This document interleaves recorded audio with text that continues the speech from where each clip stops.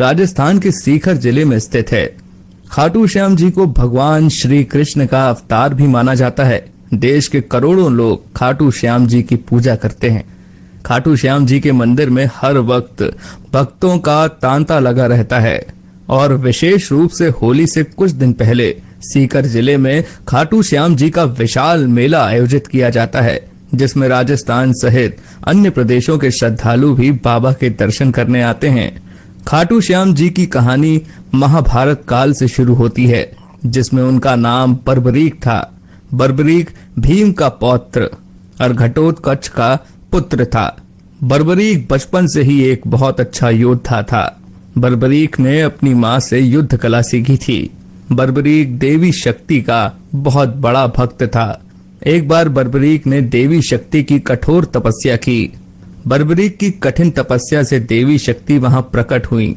आंखें खोलो पुत्र। प्रणाम माते। तुम्हारा कल्याण हो पुत्र। मैं तुम्हारी तपस्या से अति प्रसन्न हूँ। बोलो, क्या वरदान चाहिए? माते, आपने तो मुझे दर्शन देके ही कृतार्थ कर दिया। अब तो बस एक ही अभिलाषा है, आप अपना आशीर्वाद मुझ पर सदैव बनाए रखिए, जिससे मैं अपना संपूर्ण जीवन दीन दुखियों की सहायता करने में व्यतीत कर सकूं। माँ, तथास्तु।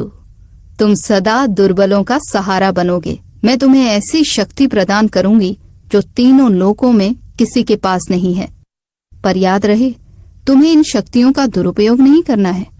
भगवती शक्ति ने बर्बरीक को 3 दिव्य बाण वरदान स्वरूप दिए।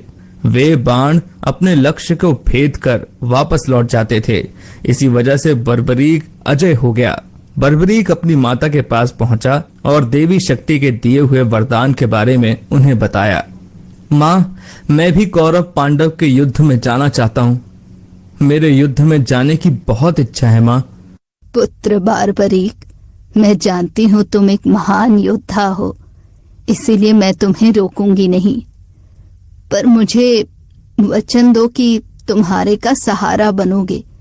तुम युद्ध में हारने वाले की तरफ से ही लड़ोगे। मैं आपको वचन देता हूँ माँ कि मैं युद्ध में हारने वाले की ही तरफ से लड़ाई करूंगा। अपनी माँ को वचन देकर बर्बरीक ने घोड़ी पर सवार होकर और देवी शक्ति के दिए हुए 3 बाणों को लेकर रवाना हो गया। भगवान कृष्ण तो अंतर्यामी हैं, वो ये सब लीला होते हुए देख रहे थे।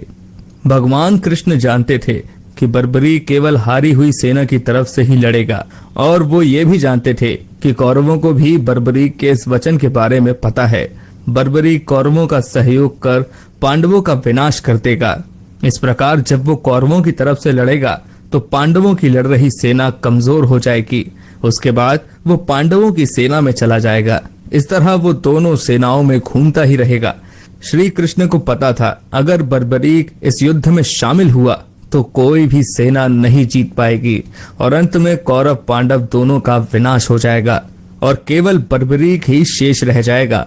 इसलिए रास्ते में ही श्री कृष्ण ने ब्राह्मण का वेश धारण कर बर्बरीक को रोका। बर्बरीक को रोकने का अब एक ही उपाय है, मुझे बर्बरीक से उसके शीश का दान मांगना होगा। श्री महावीर योद्धा, तुम कौन हो? ये कुरुक्षेत्र की रणभूमि है। तुम कौरवों और पांडवों के युद्ध में क्या कर रहे हो? हे ब्राह्मण देव, मैं घटोत्कच का पुत्र बर्बरीक हूँ। मेरा प्रणाम स्वीकार कीजिए। मैं महाभारत के युद्ध में सम्मिलित होने आया हूँ। ऐसा कैसे हो सकता है पुत्र कि तुम मात्र 3 बाण से युद्ध में सम्मिलित होने जा रहे हो? ब्राह्मण देव, ये बाण कोई साधारण बाण नहीं है। इनमें से मात्र एक बाण भी शत्रु सेना को परास्त करने के लिए पर्याप्त है, और ऐसा करने के बाद बाण वापस तरकश में ही लौट आएगा। अच्छा, तो फिर इस पीपल के पेड़ के सभी पत्तों को छेद कर दिखाओ जरा। बस इतनी सी बात ब्राह्मण देव, अभी किए देता हूं। बर्बरीक ने ब्राह्मण रूपी श्री कृष्ण की चुनौती स्वीकार कर ली। बाण ने अपने लक्ष्य से तुरंत छूटते ही सारे पत्तों को भेद डाला और वापस आकर ब्राह्मण रूपी श्री कृष्ण के पैरों के आसपास चक्कर काटने लगा, क्योंकि उन्होंने भी एक पत्ता अपने पैर के नीचे छुपाया था।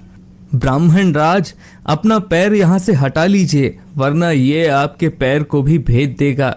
ये तीर अपने लक्ष्य को पूरा किए बिना तरकश में नहीं लौटते हैं। बर्बरीक के तीर अचूक हैं, लेकिन अपने निशाने के बारे में खुद बर्बरीक को भी पता नहीं रहता है।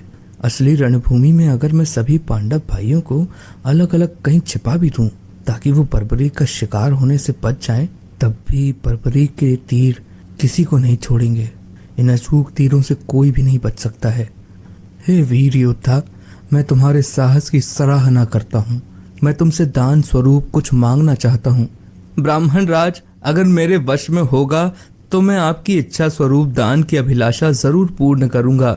मैं वचन देता हूँ ब्राह्मण राज, आप मुझसे दान में जो भी मांगेंगे मैं आपको मना नहीं करूंगा। मुझे तुम्हारा शीश दान चाहिए पुत्र, क्या तुम ऐसा कर सकते हो? आप कौन हैं? मुझे अपना परिचय दीजिए। आप मुझे ब्राह्मण नहीं दिखाई देते, कृपया करके मुझे अपने वास्तविक रूप से अवगत कीजिए। बर्बरीक की प्रार्थना करने पर भगवान कृष्ण अपने रूप में आ जाते हैं। बर्बरीक उन्हें प्रणाम करता है। वासुदेव कृष्ण, आप स्वयं मेरे शीश दान की अभिलाषा हेतु आए हैं।